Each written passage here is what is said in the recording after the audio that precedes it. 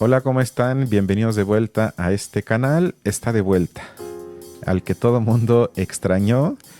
Pero el día de hoy vamos a hablar de algo mucho más importante que política, mucho más importante que cosas pedestres de la coyuntura, ya sea a nivel local o internacional. Y nos vamos a ocupar, por fin, después de mucho tiempo, de una novela contemporánea. Antes de entrar a quién es la autora y de qué trata el libro, Horacio, bienvenido de vuelta. Si quieres dar una impresión inicial de qué te pareció el libro, adelante. Hola Cristian, bueno pues sí, es un gusto volver a venir a compartir opiniones y pues tratar de desmenuzar algunas cuestiones, en este caso sobre otro gusto que compartimos, que es la lectura. Y bueno, ya entrando en materia, bueno, hay que describir un poquito la obra, ¿no? Es una novela de una autora francesa. Ajá. Se llama Marion Messina, Ujú. Messina, no sé cómo se pronuncia, yo creo que es de origen francés. La novela, desafortunadamente, solo está tanto en su original en francés como en alemán, una traducción al alemán. Ujú. Y el título, creo que a español, no sé si lo podemos eh, llamar algo así como Salida en falso, ¿no? Justo era mi Eh, primer duda. ¿Cómo harías la ¿No? traducción Ajá. del Sí, porque en título? francés Porque, en el ajá, original es faux départ, como ajá, inicio falso, pero yo pensé luego en este término de las carreras, ¿no? La salida en falso, como se sí. dice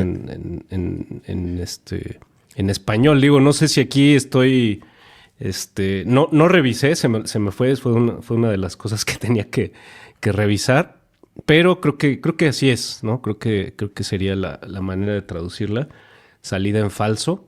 Ujú. Y bueno, ya con lo que me preguntabas, qué impresión me da la novela, pues me gustó, es una propuesta que me pareció bastante atractiva. No es el tipo de literatura que yo normalmente leo, porque no suelo leer novelas de temas que me parezcan tan actuales, por decirlo de alguna manera, tan coyunturales. Este tema, pues me pareció, bueno, no sé si coyuntural, pero sí, por ejemplo, me pareció un ejercicio de novela que, sin embargo, trata de contextualizar muchísimo. Yo creo que es una novela que contextualiza una realidad social. Ya ahorita igual y nos adentraremos Sí. a qué es lo que contextualiza, pero contextualiza una realidad social de ciertos personajes jóvenes, Ujú. ¿no? En un contexto europeo, ya De veremos París, en qué principalmente, sí. sentido. París, aunque sobre todo Francia, yo diría en general, pero Bueno, sí. porque como que utiliza mucho la diferencia entre París, es decir, la gran ciudad, Ujú. y provincia, ¿no? Correcto, sí. Eh, ese es el contexto social de la juventud en esos dos escenarios. Y eso está permanentemente haciendo como un ejercicio, no sé, entre sociológico, demográfico, y al mismo tiempo está hablando de una historia de amor o de la evolución del enamoramiento de una persona hacia otra, y las dos cosas con bastante presencia todo el tiempo. Digo, yo no es un tipo de novela que yo suela leer, no suelo leer algo que esté que siempre está metiendo tanto contexto así, sociológico y demográfico, pero por eso me parece tan atractiva la propuesta y en términos generales me gustó como tanto lo que a nivel emocional deja la novela, el sabor de boca emocional que deja, y lo interesante, o sea, el adentrarme a una realidad que por supuesto no tengo en cuenta pues todos los días de mi vida, ¿no? Sí, creo que ya mencionaste varios puntos interesantes. El primero sobre la forma, porque sin duda creo que estamos ante una obra que en gran parte puede si hablamos de herramientas literarias que raye en lo ensayístico, que se pierde quizás en algunos pasajes en algo que parece más un reportaje ensayo, pero esa parte a mí me gusta, yo creo que le agrega algo. Sin embargo, no puedo dejar de mencionarlo porque puede que personas que lo hayan leído o lo van a leer extrañen un ensayo o más bien un ejercicio más literario, más lírico. No hay esa propuesta en esta novela, pero sin embargo, para ya entrar a la trama, directamente me parece que se justifica por lo que se trata en la novela. La forma, en este caso, creo que combina o se aglutina bien con lo que es el fondo de lo que se trata en la novela. Y como dijiste, a ver, nos encontramos y quizás vale la pena nada más agregar un dato sobre la escritora, que ella nace en 1990, millennial, es de nuestra generación, y que lo único que sabemos de ella, porque su primer libro fue un éxito, ya sacó, me parece, una o dos novelas más. Sin embargo, este que hablamos el día de hoy fue su primera obra, por lo tanto, aún no se sabe mucho de ella. Lo único que sabemos es que nace en Grenoble, ¿se pronuncia bien? Grenoble, Sí, Grenoble. Grenoble. Sí, no soy Bueno, experto en pronunciar perdónenme francés, mi pero francés sí. nivel principiante. Grenoble. Grenoble. Bueno, vale la pena recalcar que Horacio la leyó en el idioma original. Y hay algunas dudas que tengo que ahorita te voy a preguntar Ok. sobre, A ver si eh, te las puedo resolver. exacto, sobre qué tanto piensas que te aportó que lo leíste en el idioma original, que yo creo que siempre hay una parte que se pierde en cualquier tipo, por más buena que sea, de traducción. Pero bueno, Mm, ahora ya entrando en esto, esta novela fue un éxito en Francia. Hay que decir que nos encontramos mm. ante una obra que causó mucho revuelo en las críticas de Francia y otros países, pero principalmente en Francia, y trata de una joven que acaba de terminar la prepa, tiene 19 años y no sabe muy bien a dónde ir, en dónde encajar en la vida. Ella proviene de Ajá. una familia humilde. Sus padres, que se lo narra en el libro, llevan una vida de trabajadores muy aburrida y lenta, pero al menos tenían la ambición de que a sus hijos les fuera mejor algún día mediante la educación superior a ellos mismos. Y eso lo consiguen con que ellos acabasen la prepa, porque eso ya para ellos en la época no era tan importante, pero también era inalcanzable. Luego la protagonista se llama Aurelie y Aurelie se pregunta qué debería hacer en la vida, a quién se debería de acercar, de qué formas. Y aparece el segundo protagonista del libro, que es un colombiano que se llama Alejandro, que viene de Colombia, va a Francia con grandes sueños. Ya se pueden imaginar esa historia del migrante de América que quiere alcanzar el sueño europeo en una de las capitales más importantes del mundo, que es París, o por lo menos los suburbios de París. Pero estos, como ya se pueden imaginar, se desvanecen rápidamente. Ella construye una relación, aunque eso está a debate, íntima con él. Él me parece que no Una tanto con aclaración ella. para Ajá, de ok, una ok. vez que me parece Sí, sí, sí. pertinente, es que se conocen en Grenoble, ¿no? Grenoble, ¿no? Ah, bueno, sí, Eh, perdón. Sí, perdón. Se conocen porque, en Grenoble y luego ajá, más tarde en la trama se reencuentran en sí, París. Es sí, correcto. sí. Es correcto. Es Sí, una y buena aclaración, sí. está muy interesante esa parte, una vez nada más Ajá. lo abunda un poco más, porque él, venido de Colombia, sí viene de una familia como que en Colombia destaca, ¿no?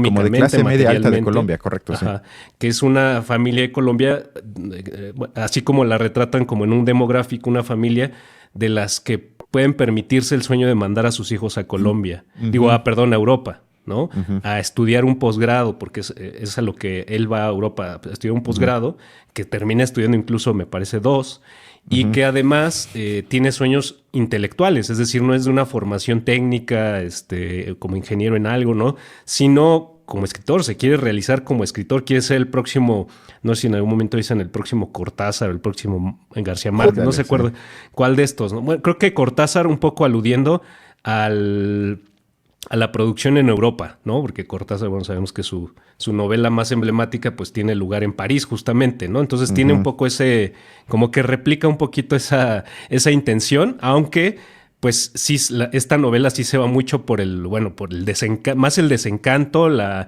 no realización de esas aspiraciones fantasiosas, ¿no? Y sin embargo, un poco asentado en que él, pues es un colombiano que en Colombia tendría una muy buena vida o una vida, por encima del colombiano promedio, bogotano incluso.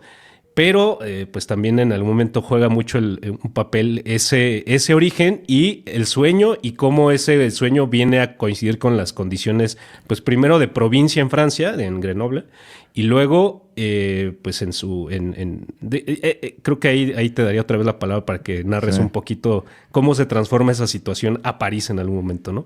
Se transporta. Sí, bueno, eso lo quería debatir más tarde, pero si quieres de una vez, porque si bien económicamente en Colombia iría mejor que en su vida absolutamente precaria en Francia, aún así deja entrever en varios diálogos que tienen ellos dos en el libro de que había cosas que le faltaban, que le parecía algo vacío, con diálogos que no llevaban a nada, con poca cultura más allá del patriotismo chafa, como le llama, con siempre la preocupación de que sales con miedo a la calle, que es que es otra cosa que él narra, de que disfruta mucho de Francia, que a pesar de que no le va bien y que trabaja mucho, por lo menos no tiene que tener miedo de que lo asalten, de que el metro no llegue, de que cuando llegue a casa hablen de pura estupidez. Estoy un poco exagerando, pero eso era como el tópico de decir, a pesar de eso, él no tiene ganas algunas de regresarse a su país de origen.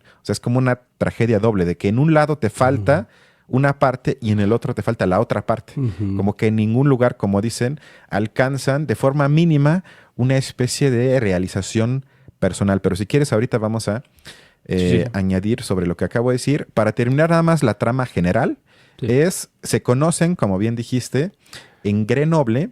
Luego Alejandro, que parece no enamorarse de ella, o por lo menos no al nivel de ella con él, la deja y como consecuencia Aurélie se va a París.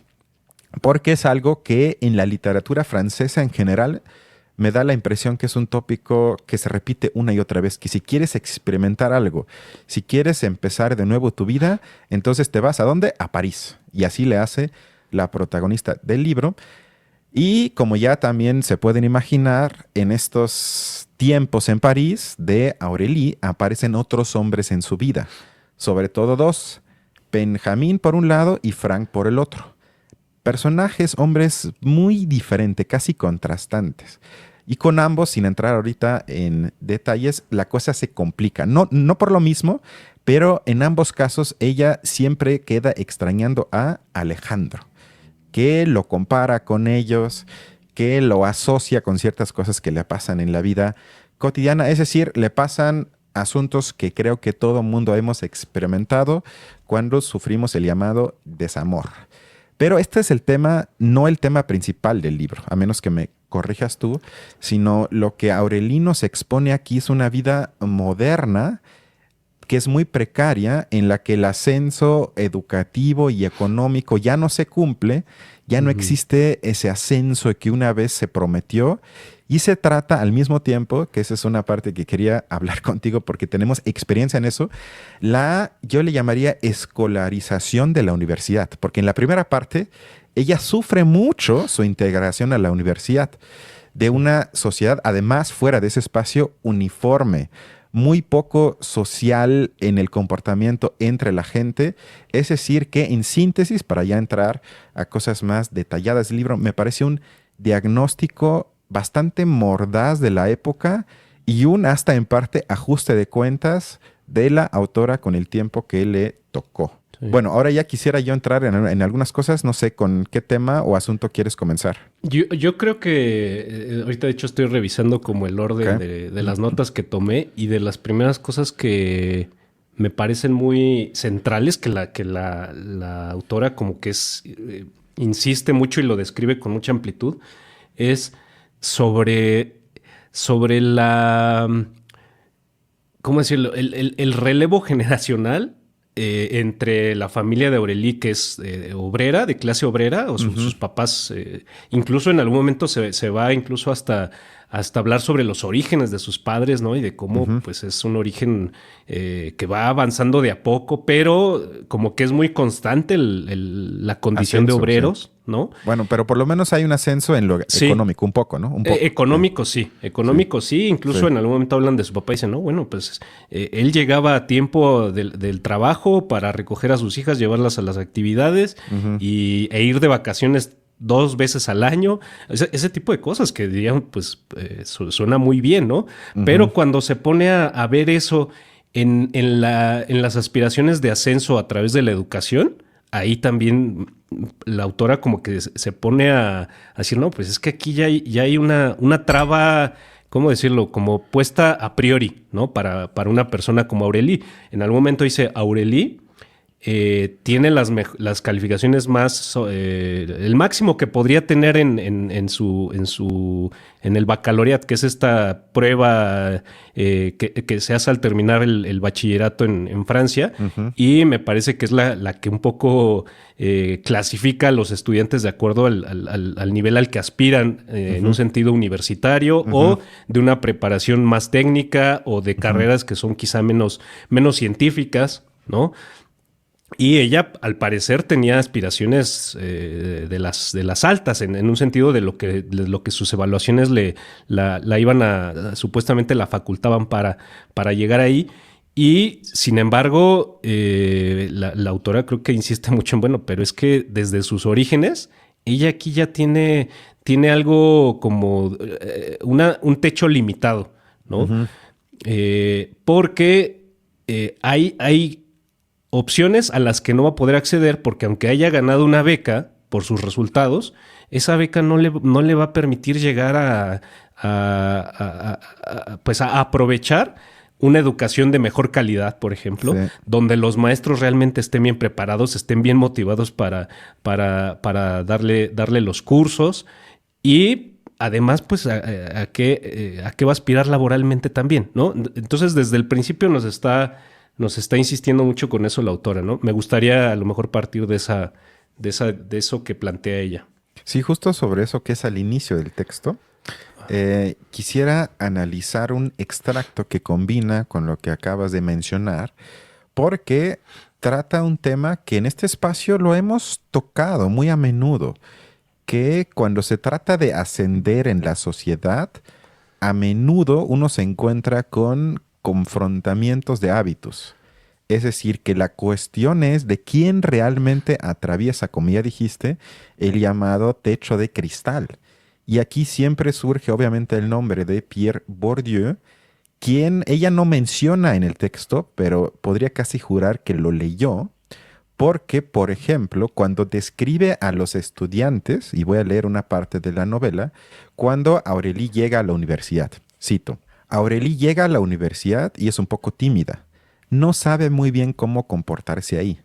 Dice que una escasa mayoría del grupo estaba formada por hijos de burgueses bien integrados en la sociedad del consumo, mujeres con vaqueros ajustados, bailarinas y el pelo recogido con velcro, jóvenes con rizos melosos o un bolso colgado de la muñeca, los últimos smartphones blancos y zapatos recién lustrados, caras agradables sin ningún miedo al futuro, ojos que parpadean con seguridad en sí mismos, completamente relajados, a lo sumo un poco vigilantes en este nuevo entorno inspirado en la arquitectura soviética. Luego venían los hijos de la derecha envejecida, que a los 18 años parecen tener 30 o 50, dependiendo de la luz. Vestidos de colores naturales azul marino con mirada temerosa y espalda encorvada. Parecían estar esperando la feria o la próxima comida. Estos hubieran terminado sus estudios de derecho en un establo, siempre y cuando estuvieran seguros de que se mantendrían las tradiciones familiares y su rango. Cierro la cita. Bueno, lo que nos encontramos aquí, o por lo menos mi lectura de esto es una descripción de los hábitos y también que esta idea original de los 60s y 70s del siglo XX de que crear una universidad para todos se ha llevado a cabo estadísticamente, si quieres hasta arquitectónicamente, pero en los hechos no se ha cumplido, por lo menos no como se plantea, ya que claramente estas barreras habituales impiden que alguien como Aurélie, como ya se dijo, de clase trabajadora, se integre en el mundo universitario. O sea, hay ciertos códigos de comportamiento que a ella simplemente no le fueron enseñados por el origen social que le tocó, y eso hace difícil que se integre y en consecuencia, como vamos a ver en la novela, que realmente nada más es un año en su vida. Se trata de un año en su vida. Sin embargo, podemos adelantar como un ejercicio de imaginación que eso le va a impedir, lo más seguro, tener acceso a ese tipo de lugares en la sociedad que la gente que entra con ese tipo de hábitos de élite. Incluso creo que hay otra parte, no sé si tú también la traías por ahí preparada, donde ella creo que viene de una comparación entre Aurélie y sus hermanos, ¿no? Donde pues dice, es que Aurélie superaba por mucho, o sea, porque creo que Aurélie era la de en medio, o no sé si era incluso la más pequeña, porque eran 3, me parece, ¿no? Y los otros 2 creo que incluso son hombres, ¿no? Pero creo que sobre todo en una comparación con su hermano mayor, bueno, dice, pues su hermano mayor tenía o sea, así como Aurélie tenía el máximo de puntajes en estas evaluaciones, su hermano tenía lo apenitas, digamos, sí, para haberla pasado, pero lo apenitas. Y entonces lo que dice, pues en realidad ya cuando llegan, cuando supuestamente acceden a oportunidades que les permiten esas evaluaciones, realmente es lo mismo. Es lo mismo el mediocre que el sobresaliente. O sea, ser sobresaliente en estas evaluaciones, realmente, aunque sea todo lo que el estudiante pudo haber hecho, o sea, es decir, en cuanto a realmente cumplió con todo lo que debía cumplir, y sin embargo, el propio sistema educativo, lo que está, el mensaje que le está mandando es, no, nosotros lo que queremos aquí es esta mediocridad, es este punto medio o incluso medio bajo, y eso es lo que, como lo que se está pidiendo en realidad, ¿no? A mí, pues bueno, me queda un poco pues esta convicción, de cierta manera, donde realmente las reglas que supuestamente se ponen, digamos, para sobresalir, realmente no son las reglas que les está, pues que están determinando el juego para estos estudiantes. Lo que les está determinando el juego, pues es un nivel estándar, ¿no? Es el nivel estándar de lo que está pidiendo la sociedad, de lo que está demandando como capacitación para ciertos tipos de trabajo, ¿no?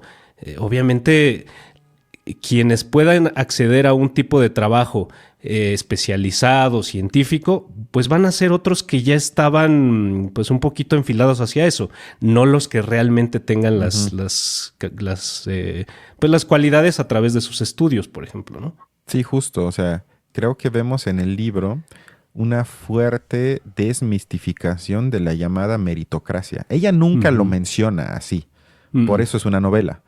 Pero queda clarísimo, o sea, queda clarísimo que quien, entre comillas, tiene éxito en la vida, no tiene que ver, como dices, el que se esforzó en la escuela, el que siguió todas las reglas, el que se superó diario a sí mismo para ser mejor, sino que la influencia sobre tu propia, entre comillas, suerte en la vida es mínima. Claro que hay parte de eso, pero no es ni cerca el factor determinante de cómo te va en la vida, sino importa mucho más en qué seno te toca nacer. Si naces en clase alta, en clase baja, o que por lo menos nazcas en una parte que te puedan transmitir cierto capital cultural que tiene que ver con el hábitus. Y ya que hablaste del sistema universitario, hay otra parte, porque bueno, ella al inicio habla son para mí descripciones de lo descuidado que está el presente de Francia, el deterioro que se encuentra dentro de Francia, de que la gran nación ya no existe, de que la gente se vuelve tonta enfrente de la tele, de que los mejores años ya pasaron, de que el ascenso en la sociedad ya se terminó y así. Uno podría preguntarle a la protagonista o a la autora de la novela, bueno, ¿no estás romantizando un poco lo que era antes?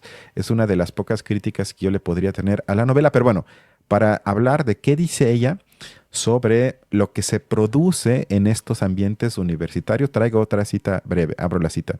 Dice que el sistema escolar y universitario fomentaba el ascenso de personas moderadamente competentes a expensas de los supercompetentes o de los fracasados totales. Estos últimos porque no conseguían nada. Los primeros porque representaban un peligro para el sistema y sus convenciones.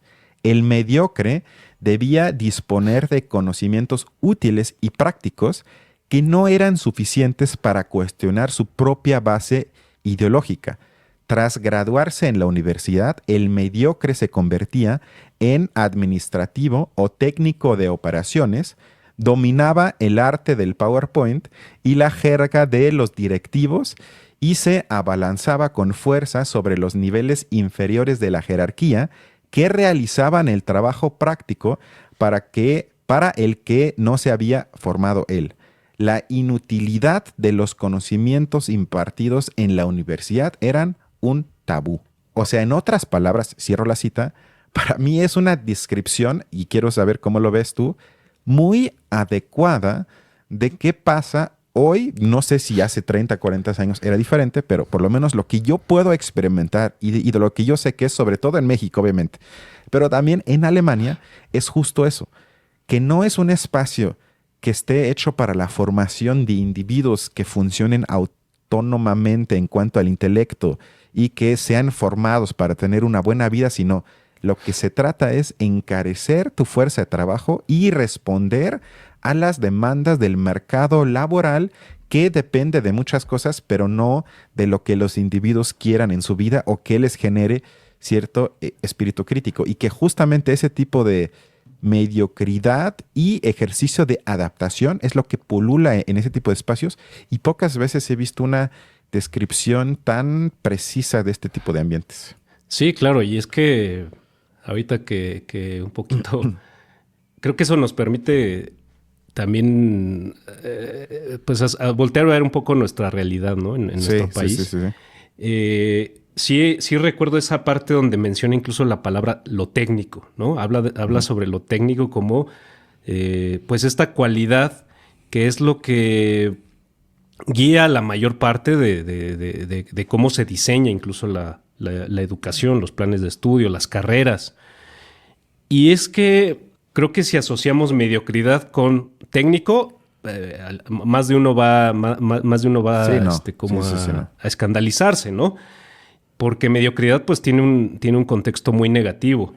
Y técnico no necesariamente. Técnico muchas veces se asocia casi luego con lo científico, ¿no? Si uno dijera, por ejemplo, ¿no?, que un médico es una especie de técnico, no, pues diría, no, ¿qué te pasa? Pues un médico tiene formación científica. Pero, bueno, eso es una cuestión un poco más compleja que a lo mejor no vale la pena, porque a lo mejor incluso nos meteríamos en algo como filosofía de la ciencia. Pero, pues bueno, es que lo técnico sí nos podemos dar cuenta que es una depuración de los saberes que como tradicionalmente se comprendían en algún momento de la historia de las formaciones científicas. La formación científica tiene toda una fase que no es técnica. Y sin embargo, por ejemplo, y aquí ya me metería en cómo es un poco la realidad en México. Sí es cierto que las carreras científicas, incluso las de mayor prestigio, de universidades privadas y demás, sí tienden a cada vez volverse más técnicas, ¿no? Ya esta es una tendencia que se viene estableciendo desde hace varios años.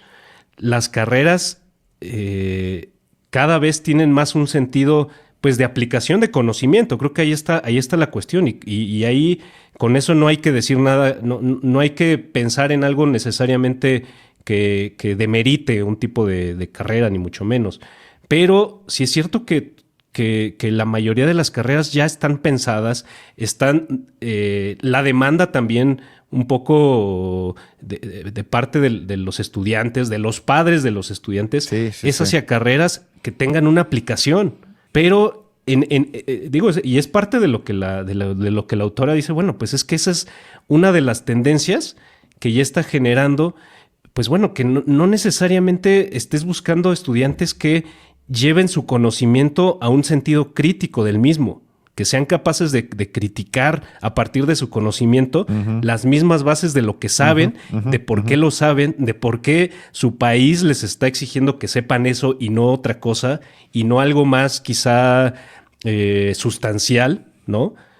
Sino que solo sepan sobre la aplicación del conocimiento, ¿no?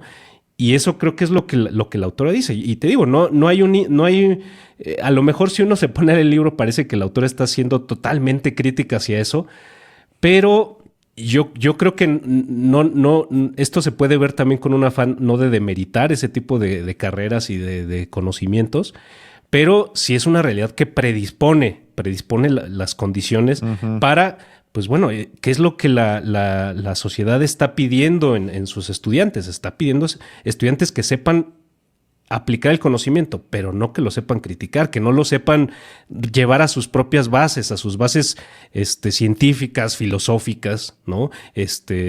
Sociales, políticas, ¿no? Por ejemplo, eso es muy importante, creo que para la autora, ¿no? Que no sepan criticar el sentido político de los estudios que están emprendiendo, ¿no? Sí, que eso, como dices, pasa en todas las carreras. O sea, no es algo que únicamente sucede en espacios no de carreras de humanidades, sino que es algo que trasciende el sistema educativo. Además, no nada más de Francia, porque, insisto, hablamos de Francia, pero tú y yo que estudiamos en México podríamos firmar casi todo lo que dice en esta parte del libro. Y para quizás profundizar nada más este punto para ir a otro, es que ella, claro que lo critica fuertemente. Sin embargo, me parece que él lo trata más como una especie de tragedia que sea así. O sea, no es Sí. que pinche Sí. gente pendeja y qué feo que son así de tontos y vacíos, sino le parece trágico Sí. que la gente termine con ese tipo de formación universitaria, porque eso lleva a otras cosas. Y de hecho, Sí. eso tiene que Sí, ver es con la que vida. Ajá, vas. sí, me parece muy bueno que utilizas el término trágico, ¿no? Porque, bueno, es un poco para jugar con el término trágico, por ejemplo, en sentido griego, ¿no? Sí. Incluso en ese sentido, o sea, es esta novela, a pesar de que uno no lo, como que de repente uno sienta que puede exagerarse cuando uno diga esta palabra, ¿no? En sentido griego. Sin embargo, creo que sí aplica de una manera quizá un poco sutil, porque en efecto te está mostrando condiciones que predeterminan la vida de una persona. Y por eso es que te muestra todas esas condiciones y después ahí te mete la vida emocional del personaje principal, de Aurélie, ¿no? O Que sea, justo es envuelve. afectada en su vida Ajá. emocional Sí. por lo que acabas Sí, de sí. decir. Sí, sí. Sí, es un personaje el que te pone un punto de partida y a dónde llega, y eso envuelto por las condiciones, por ejemplo, de esto, de las condiciones de sus estudios, de las condiciones de su origen, el origen de su familia, las condiciones materiales, ¿no? Y eso creo que puede utilizarse en cierto sentido de la palabra tragedia en eso, ¿no? Sí, eso, y también lo veo trágico porque ella, de hecho, con los sujetos que trata en el libro, describe algo muy similar, es decir, que ya no pueden experimentar nada grande en la vida, ni siquiera aspiran a eso. Y no me refiero a algo de dinero, sino grande en sentido de que le vean algo de sentido en lo que hacen, en la vida, que tengan sueños, que tengan esperanzas, que tengan más o menos felicidad y bienestar. A eso me refiero con grande, sino que la única pregunta que se plantean es si van a acabar siendo conductor de un servicio de reparto, si ella acabará como azafata en alguna empresa, si va a terminar en la recepción saludando amablemente a la gente, o si simplemente va a terminar como desempleada y sentada en su casa todo el tiempo. Es decir, sea como sea, que es también una cita que me rompió el corazón, dice, sea como sea, me alimentaré de comida muy mala. Pasaré mucho Ajá. tiempo en el metro Sí, y como mucho experimentaré algunas satisfacciones sexuales si es que las hay.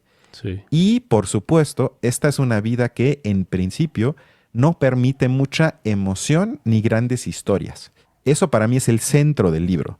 de que este tipo de subjetivización que, entre otras cosas, se produce, no nada más ahí, pero creo que en su sentido más profundo, a nivel ideológico en las universidades, lleva a ese tipo de subjetividades que ya no permiten mucha emoción, ni grandes historias, ni una vida que que si hablas con la gente dice, esta vida se siente viva o valga la pena, si no tienes atravesando, yo hasta diría la clase alta con la clase baja, gente que experimenta la vida más como un sufrimiento que algo que digan, qué padre es y lo estoy disfrutando muchísimo. Sí, y por ejemplo, algo que desde la perspectiva de Aureli parece como que está en cuestión, ¿no?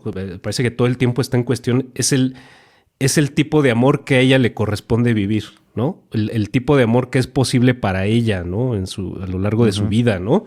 Porque pareciera que sí desde cómo ella experimenta el enamoramiento, parece que ella tiende hacia el amor romántico con todas sus características, las características de Romeo y Julieta o de estos grandes amores de novelas históricas, ¿no? Y sin embargo, pues te muestran que todo el tiempo ya pareciera que las limitaciones a las que responde, incluso por la única persona de la que ella es capaz de enamorarse, y las limitaciones de esa persona también, ya no van a suceder varias otras cosas que para ese tipo de amor romántico tendrían que suceder para realizarse, digamos, ¿no? Sino que ya está cortado hasta cierto punto, ¿no? Y eso es algo que se mantiene toda la novela en medio, como tú dices, ¿no? También de por ejemplo, su situación laboral, ¿no? Su situación, llega un momento, no sé si yo creo que tú lo vas a tocar, pero nada más lo menciono así rápido. La situación de vivienda, por ejemplo, ¿no? Esa es una cosa que también le dedica un buen tramo de la novela y que está, no sé, también a lo mejor hay no sé si tengas citas preparadas de eso, pero y ya Sí, llegaremos en ese momento. sí. Pero bueno, nada más para aclarar cómo varias de estas cosas que son, ¿cómo decirlo? Como estas grandes formas de otro tipo de novelas quizá anacrónicas, digamos, ¿no? El amor, la amistad, por ejemplo, la amistad la borra prácticamente de la novela, ¿no? Prácticamente, más que, bueno, en algún momento sí aparece un tipo de amistad así sobresaliente, Benjamín, ¿no? yo diría, Con Benjamín. Sí. Pero es una amistad también que tiene sus características, ¿no? Sí. Pero por ejemplo, el sentido de pertenencia a la familia, o sea, estas grandes cosas Sí. como pues estas grandes formas de otro tipo de novela, cómo todo eso se modifica o tiene un destino, una especie de, sí, un destino. Ahí estaría también un poco de los elementos de lo trágico, ¿no? O sea, cómo todo eso ya tiene un destino limitado, ¿no?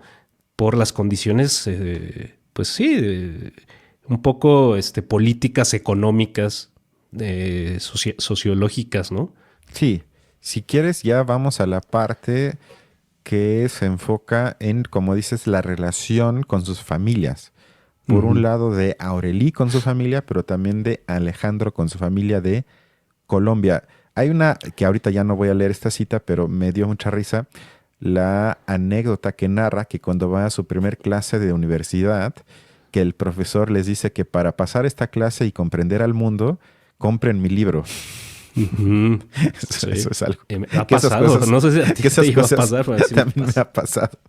Sí que eso habla Sí. mucho del estado de nuestras universidades. Pero bueno, ya una vez que hablamos de ese tema, está la relación con sus papás, que eso también me pareció muy interesante, porque tampoco es que haya un enfrentamiento con la casa propia, pero sí hay una especie de paulatina enajenación con su lugar de origen, pero sobre todo con sus padres. Y esta alienación propia de la casa se ve en los dos protagonistas.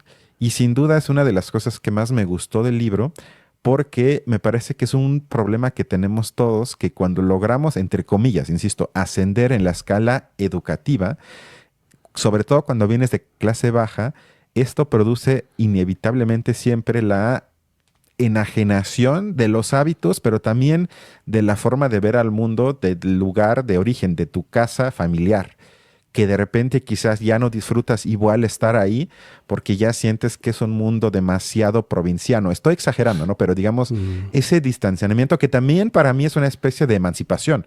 Para mí es un paso necesario y no por eso tienes que despreciar de dónde eres. Sin embargo, sí, como dices, hacer una especie de revisión, de ejercicio crítico sobre algunas cosas que antes no eras capaz de ver.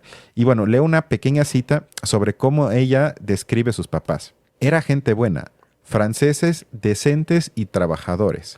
Pero durante el tiempo que duró su amor, y esto digamos para contextualizarlo trata de cuando Aurélie estaba feliz con Alejandro, pero durante el tiempo que duró su amor, Aurélie había experimentado algo que no se podía traducir a su idioma. Había bebido mucho, leído mucho y amado mucho. Y estaba segura de que sus padres nunca habían experimentado estas tres cosas al mismo tiempo. Había descubierto un mundo denso, estimulante y cultural. Ahora quería asistir a clases en la Sorbona, visitar un café filosófico, escuchar programas de radio, ir al teatro, ir al museo Carnavalet, que si no me equivoco es el museo sobre la historia de París, curiosear en librerías de habla hispana por su novio. Se resistía desesperadamente a que su destino de pobre se consumara. Vemos ahí cómo ella se da cuenta de lo que hay en el mundo, de lo que hay en el mundo más allá de mi pueblo de origen y de lo que mi familia me enseñó, que no, otra vez, no es culpa de que los padres sean unos humanos que valgan menos, que son tontos, que son pedestres, sino simplemente por el mundo que les tocó a sus papás, nunca tuvieron acceso al mundo de experiencias de lo que hace que la vida valga la pena que tuvo ella. Y ahí vemos el proceso de cómo se va alejando de lo que le tocó como alguien que viene de clase trabajadora. Y ya la segunda parte, para ya date la palabra, que ese es algo ya más trágico para seguir con esta conceptualización. Cito, mi madre compra algo porque no es caro y enseguida le gusta. Con esta estúpida y pobre lógica, tiene la sensación de que solo compra cosas que le gustan. Así que en febrero compra sandalias de plástico, pizza con marisco en oferta o surimi en paquete de 30 unidades que pronto van a caducar, por lo que nos los tenemos que atragantar. Nunca he entendido cómo se puede estar tan obsesionado con la limpieza y con todo lo práctico. Ella controla el departamento y nunca nos ha faltado nada. Pero es como si su vida girara en torno a la próxima compra, como si todo dependiera de lo que sus amigas digan de su casa cuando vienen de visita a tomar un café instantáneo asquerosísimo. Cierro la cita. Bueno, esta es la descripción de una vida que, a pesar de todo, ha permitido un nivel de bienestar material muy bajo, pero que en realidad es una existencia completamente desoladora y sin sentido alguno. Y esta falta de sentido se transmite a la siguiente generación, es decir, de la mamá a Aurélie, de lo cual entonces Aurélie se da cuenta porque ve cómo pasa a su lado, pero ella es incapaz de controlar su situación. O sea, ella no es dueña de su propio destino, sino de lo que vemos en la novela es que se explica su propia tragedia. Por un lado, lo que ve cuando sale al mundo y se enfrenta con el mundo, y por el otro lado, cuando voltea a ver su, entre comillas, su origen, y esas dos cosas le hacen sentido a la hora de explicarse su, digamos, vacío existencial. Hablando sobre esta fascinación de su mamá por las compras, también hay un momento donde dice, creo que está comprando un mueble su mamá, algo así, ¿no?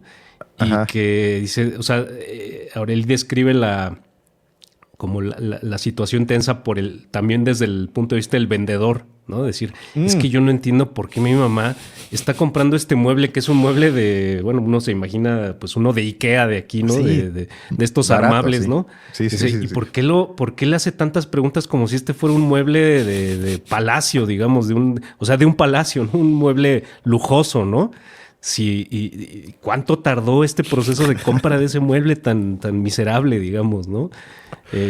Y bueno, y también, digo, aquí no sé si lo tenías pensado así, pero agregar también cómo también de repente hace referencias a la postura política de sus padres, Mm, ¿no? Eh, por lo menos lo tengo fresco en dos partes, una muy al principio y una ya hacia el final de la novela, donde habla sobre sus padres siendo de derecha, ¿no? Como ujú. siendo, habiendo votado por los partidos de derecha. Y una de las razones que da es, sí, pues sí, es que es como para estar, o sea, son de derecha como por estar apenados por estas cosas de las que dentro de lo miserable, sin embargo, pueden gozar de eso, ¿no? O sea, como una especie de vergüenza por eso es la que estaría como núcleo de una postura política de una de estas personas de clase obrera. Y bueno, yo sin embargo, pues aquí lanzaría la cuestión, ¿no? De si no, sin embargo, por ejemplo, esto, pues de todos modos tiene que considerarse como, bueno, pues es que esto es primer mundo de todos modos, ¿no? Sí, sí, O sí, sea, sí, sí. que en una clase obrera haya una regularidad en estas condiciones de vida, pues eso es a lo que nos referimos cuando decimos primer mundo, ¿no? Y Sí, sin que no por embargo, eso, insisto, la ajá, existencia es vacía. claro, exactamente. Total, es que esa es como lo que la autora yo creo que siempre está siendo capaz de describir, ¿no? Sí. Si quieres, ahorita voy a tocar un tema que también ya has mencionado, que tiene que ver con el fracaso del acceso a que rente un depa. Ya ni siquiera digamos que lo compre, sino que pueda rentar un depa mínimamente, humanamente aceptable en París. Y lo que me gustó es que mete los metros cuadrados de los espacios. Ujú. Y estamos hablando de que Sí. creo que hasta con Alejandro, el caso que siempre estamos ante dos personas que viven en 30 metros cuadrados o menos. O que ella vive en una especie de, no como vecindad, donde hay de todo tipo, hay turistas, gente casi de la calle que se bañan ahí. O sea, condiciones más precarias, casi imposibles. Y eso me parece que lo narra de manera fascinante porque en pocas páginas crea una estructura bastante compleja, no solo de Francia, sino de, yo diría, casi todos los espacios urbanos grandes hoy en todo el mundo, además la sociedad de consumo que va acompañado en este tipo de espacios urbanos, y luego Sí. eso lleva a que se encuentre con Frank, que Frank, y digamos, llega. Bueno, Mm, si quieres, ahorita vamos a Frank, porque él ya llega un poco más tarde en la novela. sí. Pero ahorita, como toqué el tema de los depas, quería entrar a eso. Pero antes, quería también tematizar brevemente la parte de Alejandro con sus papás. Mm, Porque, repito, Alejandro, colombiano, y hay partes del libro en el que Alejandro despotrica contra el patriotismo que hay en Colombia. Y eso me recordó a algo que podría haber sido de México, porque ujú, dice que este extraño patriotismo de los colombianos, hay una bandera ujú, colombiana colgada en cada casa. ujú, Los emigrantes se la llevan como pulsera en la muñeca. ¿Ves estos malditos tres colores por todas partes? Es lo que dice Alejandro en la novela. Estamos orgullosos de nuestro país, pero el éxito significa abandonarlo y volver a ujú. casa solo en vacaciones y solo para demostrar a la familia lo mucho mejor que nos va en otros lugares. Con ello somos el modelo a seguir para los más jóvenes. Nos inventamos, y es la parte para mí más trágica, nos inventamos una historia para la familia. No nos atrevemos a admitir ante nuestros padres que nunca han vivido en otro sitio, que estamos friendo hamburguesas y sirviendo cerveza para pagar un mini piso miserable. No importa los problemas que tengas, cuando estás en el extranjero, todo está bien. Y eso es también el problema que se ve en Aurélie, porque sus padres piensan, oh, mi hija estudia derecho en París, pues eso está genial, lo va a conseguir, llegará a lo más alto en la vida. Y la verdad es, como vemos en la novela, que esos estudios resultan ser un fracaso absoluto. Después de algunas clases, se da cuenta que esto no tiene sentido alguno, se está ahí sentada, aburrida, como dije al inicio, no puede socializar con casi nadie, Es decir, que lo único que puede hacer es abandonar ese estudio y enfrentarse a otro tipo de complicaciones a los que vamos ahorita. Pero eso era como para concluir la parte de cómo ellos se enfrentan a sus familias. Sí, no, y además Alejandro trae todo un tema que tiene que ver con cómo lo reciben, sin embargo, los franceses, ¿no? Es decir, bueno, él sí tiene este lado de, no, yo no vuelvo a Colombia nunca. Yo ya soy europeo, ¿no? O sea, tiene mucho esta cuestión de decir, si yo tengo estas costumbres, yo tengo esta cotidianidad, pues por lo tanto hablo como europeo incluso. Él creo que en algún momento habla sobre su acento, decir, pues es que como que esperan que yo tenga un acento colombiano muy marcado. Y sin embargo, bueno, pues ¿por qué lo voy a tener si esta ya es mi realidad, ¿no? Y sin embargo dice, pero pinches franceses de todos modos no me aceptan. O sea, de todos modos, todo el tiempo me están como que pidiendo noticias de mi país y que en algún momento creo que va a un antro y le piden que baile y se enoja, dice que no es un simio. Y, o sea, todo el tiempo trae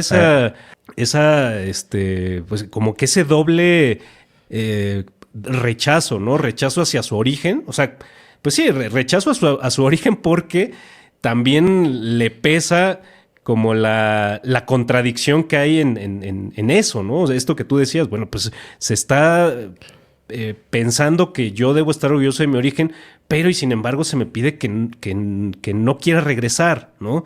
Y por otro lado, cuando trato de hacer mi vida acá, pues tampoco me siento a mis anchas, ¿no? También tengo que convivir con puros colombianos porque pareciera que es con los únicos colombianos expatriados, con los únicos que como que se silencia todo este ruido, ¿no? Es con los únicos que no, porque pues justo estamos un poquito en sintonía con esto, pero apenas convivimos tantito con franceses y ya viene este ruido de fuera, ¿no? Entonces creo que está esa situación. Y luego, pues bueno, me parece maravilloso esto de la vivienda, ¿no? Cuando ya Aurélie está en París y en algún momento ya por fin consigue vivienda, pero no sé si también te referías tú al momento en el que vive en un hostal, un lugar como de turistas. Sí, y todo exacto. lo que vive en ese lugar, porque lo extiende también un poquito más.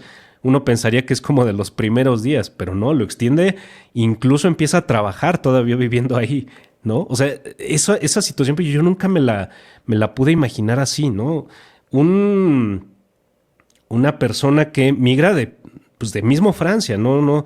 Es que también esa, creo que incluso partiendo de ahí, también la migración es una cosa de la que habla de una manera muy, muy complejizada. Recuerdo que en algún momento en el caso de Alejandro dice, pues es que incluso es más, o sea, estuvo más fácil el viaje de Colombia a Francia que, por ejemplo, viajar de Francia a Londres es impensable. O sea, es una cosa que simplemente no se puede, ¿no? Y en algún momento también cuando migra Aurélie de Grenoble a París, también esta situación en la que ella tiene que llegar a un hostal como cualquier turista e incluso pues casi lo más pronto posible encontrar trabajo, porque si no ya el dinero que tiene pues nada más se va consumiendo sin rendir, ¿no?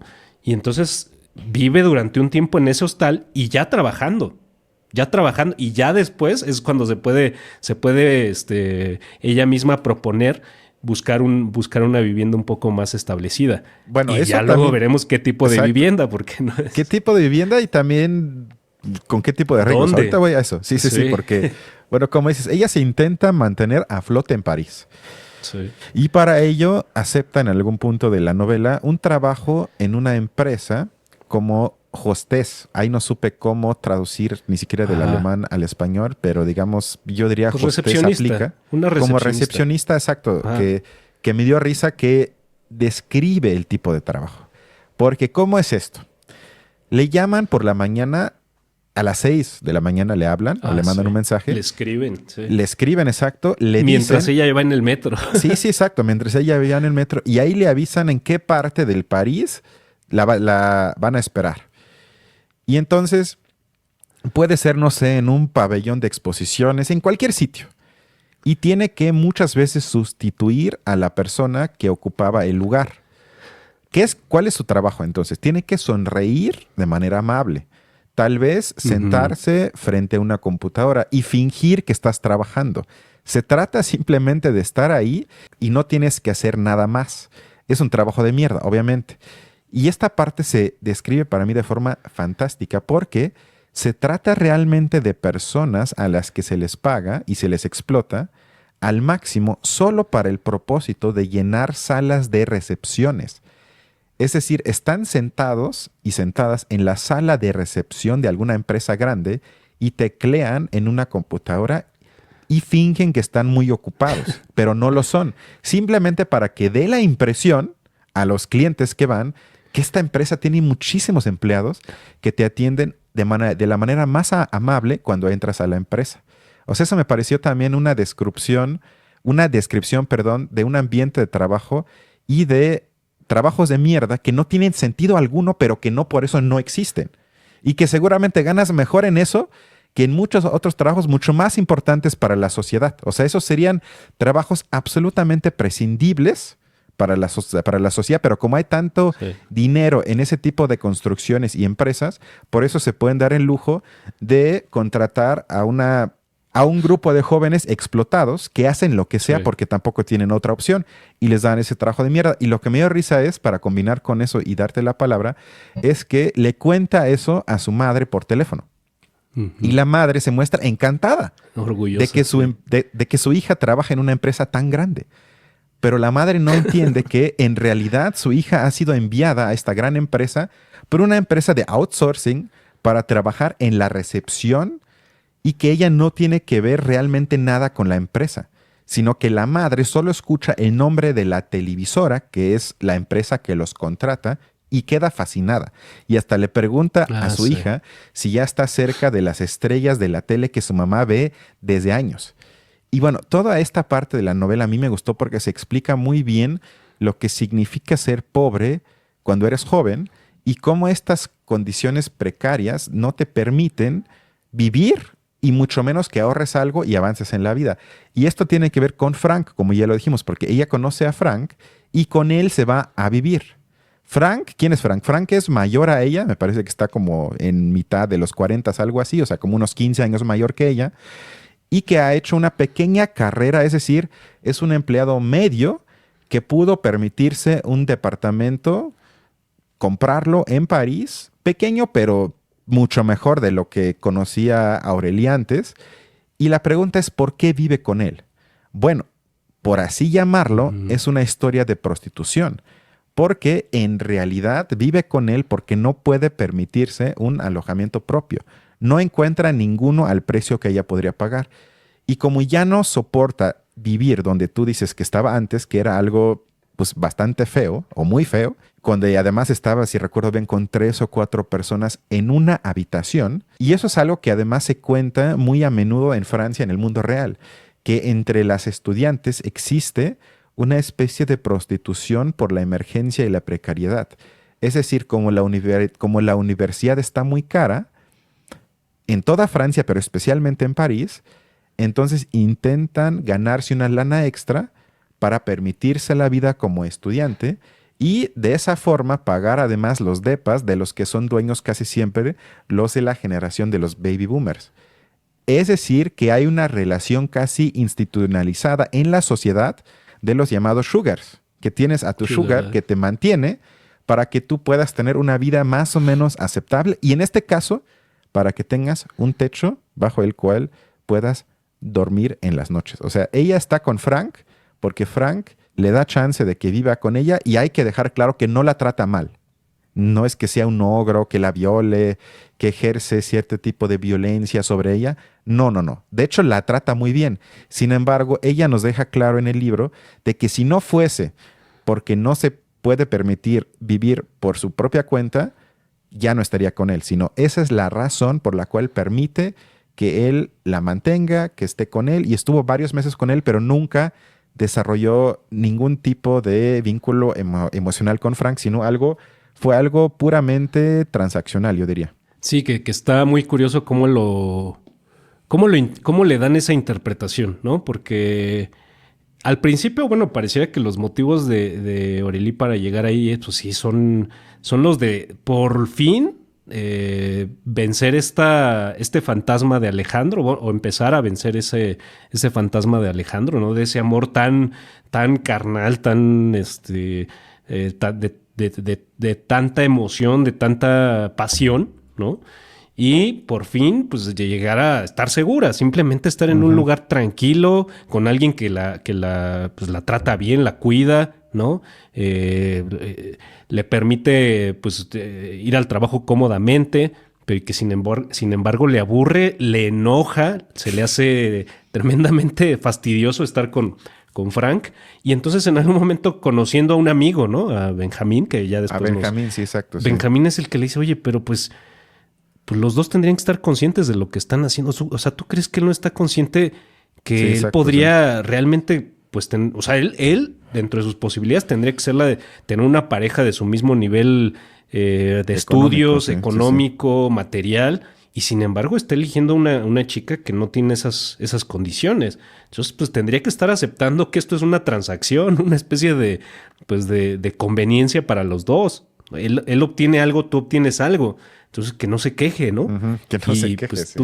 tú tampoco te culpabilices por esto, ¿no? Y sí, es cuando dan la impresión como tú llamas, esta institucionalización. Pues sí, aquí hay un acuerdo.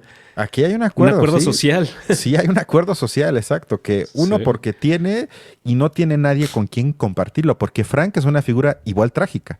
Y él hasta cuando Aureli le dice, ya me voy, porque ya encontré algo que me llena más, él se frustra y le dice, bueno, es que yo tengo miedo de morir solo, porque nadie me quiere. Tengo mucho que ofrecer, y le dice, te ofrezco seguridad, estabilidad, cierto bienestar económico, etcétera, etcétera. Pero él lo que le falta es las relaciones significativas con otro ser humano. Él carece de eso, mientras Aureli carece de dinero. Por lo tanto, suena un bien arreglo. Yo tengo lo que tú no tienes y viceversa. ¿Cómo nos arreglamos? Pero es trágico que así tenga que funcionar. Bueno, a menos que tengas algo más sobre este punto, ya casi el último que también me encantó es sobre cómo describe la búsqueda de trabajo, en especial las entrevistas de trabajo. Porque dice, en todas las ofertas se exigían cartas de motivación detalladas. Y dice, era un asunto complicado, porque no podía escribir que se presentaba solo por el dinero. Así que practicaba el arte de encadenar frases en las que se hablaba de servicio al cliente, compromiso excepcional y la oportunidad que me brindaría este puesto. Y Aureli entonces se presentó, es decir, se presentaba a las entrevistas de trabajo y adornaba un poco su monólogo a la hora de presentación, que en realidad habría cabido en una sola frase. Estoy aquí porque necesito dinero. Pero era, desde luego, imposible decir que nada más estás aquí por eso. Y entonces se hizo la pregunta, para mí, algo que con lo que yo me identifico al 100%, siempre se había preguntado ella si es lo que se esperaba en una entrevista de trabajo, era la palabrería hipócrita, un ejercicio de simulación con el que demostraba que se aceptaban las reglas del juego, o si era un criterio de selección real que los responsables de recursos humanos se tomaban en serio. ¿Cuál de las dos? Siempre, yo sigo con la misma duda en la vida real. ¿En serio las personas piensan que lo que pones en tu carta de motivación y cómo te presentas en la entrevista de trabajo es honesto o simplemente es un juego de simulación de ambas partes? Y si de veras lo asumen así o si en serio se lo toman en serio. Yo también sigo con esa duda. Ahorita me dices tú cómo lo ves. Y luego además pone de cómo se presentó a su trabajo como trabajadora de limpieza. Trabajadora de limpieza, entonces cito, mi trabajo como limpiadora me dio una sensación de profesionalidad. Gracias a esta experiencia comprendí lo indispensable que es trabajar en equipo, ser independiente, pero por supuesto siempre siguiendo las instrucciones de tu superior. Perdón, esto era para presentarse en el nuevo trabajo, aludiendo a la experiencia previa que hacía el mismo trabajo que era el de su mamá, que es ser una trabajadora de limpieza. Y habla de su trabajo como limpieza como si hubiese sido su mayor realización personal. Y en realidad lo que le tocaba era lavar los baños en una universidad de gente joven. Y ya se pueden imaginar qué tan realizador es eso. Y esta parte me parece que es especialmente humillante, porque una cosa es tener que hacer un trabajo de mierda, que sabes que no te van a pagar bien, pero que tienes que hacer para que por lo menos ganes algo de lana y para que puedas vivir, aunque sea de forma precaria, en París. Eso es una cosa. Pero que luego tengas que además que encontrarle el supuesto sentido a un trabajo tan malo, que tengas que afirmar que se necesitan unas cualificaciones increíbles para ello y que tengas que además expresar lo mucho que se trabaja en equipo y lo mucho que tienes que mostrar iniciativa propia en ese tipo de empleos, eso me parece que es en realidad una humillación mucho peor que el simple hecho de tener que aceptar un trabajo de este tipo. Sí, y además, ¿por qué como pareciera que hay reglas de que esto es lo que como una especie de norma de etiqueta, ¿no? Sí, sí, este es el exacto, tipo sí. de cosas que uno tiene que decir para entrar a un trabajo, ¿no? O sea, ¿dónde está, por qué está establecido eso como una práctica, ¿no? Una práctica de hacer pasar tu trabajo de mierda como motivos muy ideales, positivos, ¿no? Y la cuestión de decir, pues es que necesito ganar dinero, necesito un nivel de vida un poquito mejor que el que tengo actualmente. O sea, ¿eso por qué? Pues queda fuera de la ecuación cuando, pues, por encima de todo, pues es la verdad, ¿no? Y sí es muy, muy curioso cómo lo describe, y además también creo que en algún momento describe, y al lado de mí había una psicóloga, porque alcanzó a ver como su currículum o algo así, ¿no? Y Sí. es una psicóloga, creo que con un máster o algo así, Ajá. y que está buscando un trabajo igual que el de ella, ¿no? O sea, además, y como de 30 años además, Sí, ¿no? sí. Ya de 30 años de edad, ¿no? O sea, además también como mostrándote que, bueno, pues la cosa no va a cambiar tampoco mucho, ¿no? Y también insiste mucho, por ejemplo, en el tipo de supervisores que tiene de repente, ¿no? Cuando habla sobre su supervisora en Grenoble, también, ¿no? Una mujer que, pues... Orgullosa de su o sea, puesto, está trabajando como supervisora de limpieza y, sin embargo, pues trae las marcas así supuestamente más lujosas, ¿no? Y nunca se ensucia y habla de su trabajo como si fuera una cosa muy sofisticada, del cual está muy orgullosa, ¿no? Y bueno, pues sin embargo, luego muestra como toda esa, pues sí, lo miserable, pero al mismo tiempo pues donde tiene que estar el motivo como por el cual uno aspira a ese tipo de trabajos, bueno, para tener cierto nivel de vida, que sin embargo una cosa que a mí nada más me gustaría detallar un poquito más es cuando habla sobre la perspectiva de la vida laboral en función del transporte, ¿no? Cuando, y porque hay incluso como que relaciona un poco la cuestión de, bueno, tu vida es de por sí, tienes que estar levantándote a las 5 de la mañana para irte a trabajar y además pues no sabes ni a dónde te van a mandar, entonces de repente vas a pasar más tiempo en el metro que trabajando como recepcionista. Y además de todo, por ejemplo, cuando dice, bueno, y luego también buscar una vivienda en París, pues es tan complicado porque todo lo que hay es muy pequeño. En algún momento dice, bueno, hay una de las viviendas que se ofrecían creo que en 500 o no sé, 700 euros. Dice, pues ni siquiera tiene baño, tienes que agarrar una bandeja, ponerla en medio del cuarto para bañarte, y te bañas con en una medio del manguera. cuarto. ¿No? Pues está... Y entonces, bueno, dice, pues la solución es irte a las periferias. Pero bueno, en las periferias tú tienes que llevar tus propios muebles. ¿Cómo vas a transportar muebles a la periferia? Entonces, con el carro lo que ves es que en la periferia todo el mundo tiene su ropa en cajas de cartón, ¿no? Entonces, o sea, y te muestra todas esas combinaciones, como que muestra todo el tiempo combinaciones. Tipo de trabajo, ¿no? El tipo de trabajo, las horas de transporte y el tipo de vivienda que tienes. Entonces dices, pues sí, eso ¿cómo lo llamamos, no? ¿Cómo describimos nuestra vida en función de eso, no? Es una tragedia. O sea, Sí. es la mejor forma de sintetizarlo. Es una tragedia. Y ya nada más... Ajá. Sí. Vas. No, bueno, nada más para abonar un poquito esta idea de tragedia, ¿no? Cuando tiene esta conversación con Frank, ¿no? Cuando ya Frank le está como diciendo casi todo de lo que se va a morir. Sí, tal cual le está diciendo todo eso, ¿no? Realmente hasta me parece que él Frank está funcionando como una especie de oráculo ahí, ¿no? Como de decirle cuáles son todas las vías de lo que le va a pasar a ella por cómo está diciendo las cosas. Y sin embargo, la novela nos está mostrando por qué Aurelie está decidiendo así las cosas, ¿no?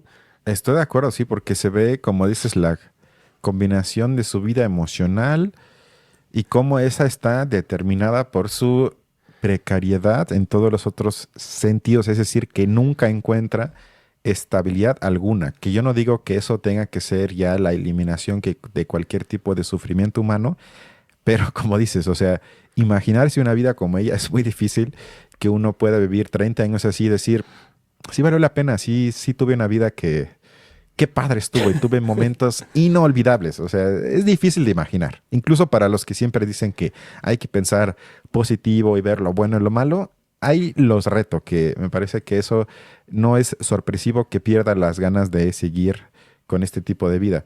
Porque, como bien dices, quizás vale la pena profundizar ya la última parte del libro Sí.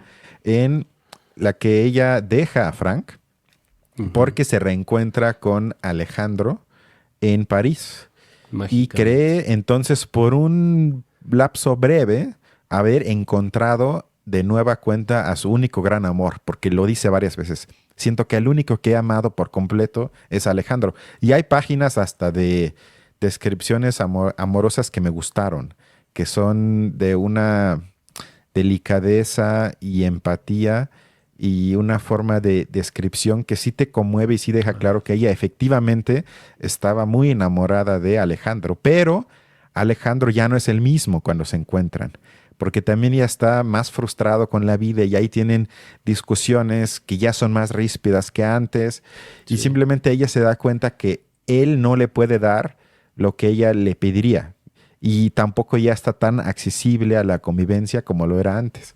Y el final, insisto, trágico es que ella tiene un aborto. Ella se embaraza de Alejandro, ni siquiera le dice, sino que ella va al hospital. Se nos deja entrever que eso allá es legal y no es gran problema. Ojalá sea así, esperemos que sí. Hace un aborto y eso ya es casi la última página del libro de que, bueno, la acompañamos durante un año de su vida y todo lo que hablamos pasa en un año y cumple 20 años, tuvo un aborto y como es el título del libro, que es como el comienzo fracasado, el inicio no logrado en la vida, y como dices, como Frank al final le dice, los siguientes 20 años tú la vas a pasar igual o quizás hasta peor. Entonces, sí creo que nos podemos imaginar que su vida va a más o menos seguir así. Y lo más interesante del libro para mí, para ya concluir, son las descripciones de la vida precaria, es decir, de lo cotidiano. Son fuertes, aunque sí quiero señalar que casi siempre hay una buena dosis de humor. O sea, varias veces en el libro yo me tuve que reír, que no es que te la pases con una incomodidad, sí, claro, por la situación que estás leyendo. Sin embargo, sí hay una especie de cinismo que a mí me agradó. Y quiero concluir con una cita que se trata de París, de la ciudad, donde ella dice, después de vagar por la ciudad completamente inquieta y perdida, la ciudad era una sucursal de grandes multinacionales de apátridas. Ahí no se vivía de forma diferente a cómo se vive en cualquier megaciudad del mundo. En algún instante, Aurelie, perdón, se dio cuenta de que ya no se podía negar. Fue sacrificada en un altar de estupidez y renuncia. Trabajaba en una humillante inferioridad. Se le exigía que nunca durmiera más de 6 horas, que tuviera las uñas limpias, que fichara por teléfono como trabajadores de la fábrica en su reloj de fichar. Se revisaba sin cesar la calidad de lo que había hecho y producido. Toda su vida tendría que pagar, perdón, toda su vida tendría que tragar la jerga de los directivos y envejecer en trabajos mal pagados. Y lo que vemos entonces es que en la etapa de la vida que ella se encuentra, que le habían descrito antes como los años más hermosos, el tiempo simplemente se había detenido para ella. Ella no pertenecía, y creo que hasta lo dice así, ella no pertenecía ni al futuro ni al presente. Para remarcar, Ujú. dice, París es el destino turístico más popular del mundo. Y ellos, es decir, Alejandro y Aurelie, se habían convertido en guardianes de De museos. museo. Ujú. Y bueno, no sé si quieras profundizar otro aspecto que yo no haya tematizado o algo que quieras mencionar. Pues en algún momento incluso esa idea sobre París Ujú. la extiende hacia decir, pues, por ejemplo, esta no es una ciudad donde pueda haber familias, ¿no? Donde se pueda tener hijos, donde en algún momento dice, pues, donde se pueda tener una vida completamente humana realmente, ¿no? O sea, eso también llega a ese extremo, ¿no? Eh, también el mismo Frank, que bueno, pues es el ejemplo de haber sobresalido, porque Frank también tenía un origen como el de ella, ¿no? De Ajá, provincia, ajá. de alguien llegado de provincia a París, y sin embargo él mismo dice, no, pues mi vida está diseñada para no tener hijos, para Exacto, solo sí, sí, tener sí, sí, sí, sí. una mujer y pues pasárnosla bien, ¿no? Y ya. Bueno, al final, ¿recomiendas leer la novela? Sí, recomendaría. Yo espero que pronto esté traducida a español, a inglés por lo menos. Por lo menos, sí. Y sí, por supuesto que sí. Y por ahí hasta animaría a algún buen escritor a que haga una versión como similar del caso mexicano, digamos. Me gustaría leer una Me- novela, por lo menos de América del Sur. Ya sea, si es de México está bien, pero creo que de cualquier urbe grande de este continente podrían sí, contar historias, aunque yo diría que muy similar. O sea, claro, agregas el aspecto, no menor, de lo violento que es el espacio público, sí. que allá lo es, pero de otra forma. Sin embargo, creo que es bastante universalizable, porque como lo dijimos, hablamos de que del tema de la universidad al inicio, luego del tema de la familia y al final de las relaciones humanas y cómo están ya cosificados o mediados por la falta de poder económico de esa generación. Bueno, creo que esos tres niveles también se pueden abrir cuando hablamos del caso ya sea de México, de Bogotá y como además, sí, cierto, o sea, tenemos a un protagonista de Bogotá, o sea, bastante cerca a la realidad de México, digamos.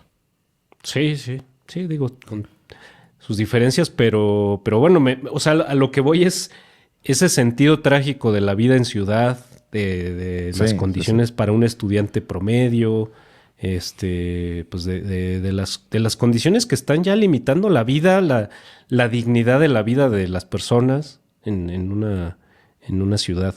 Eso está, o sea, me gustaría verlo, digo, también a lo mejor podríamos pensarnos si ya hay algo similar, pero creo que tan actual no lo hay. Sí, estoy de acuerdo. Bueno, entonces, sin más, muchas gracias, Horacio. Esperemos que pronto estés de vuelta en el canal. Y bueno, lean el libro si es que pueden. Ojalá pronto lo traduzcan al español o por lo menos inglés. Pues gracias, Horacio, y nos vemos para la próxima. Cuídense. Hasta luego, gracias.